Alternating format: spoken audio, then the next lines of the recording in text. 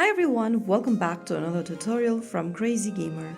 Today in this video, I'm going to show you how to change language setting in Horror Tale 1 game.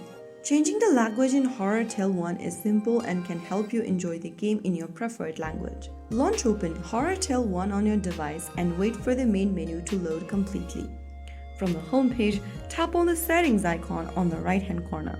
From the settings menu that pops up on the screen, tap on the language drop-down, and from the list of available language options, go ahead and select to your preferred language. Select the language you want to switch to, and you should see the language change taking effect immediately. Now you can return to the main menu and go ahead and start the game. That is how you can easily change the language setting on Horror Tale 1 in just a few simple steps.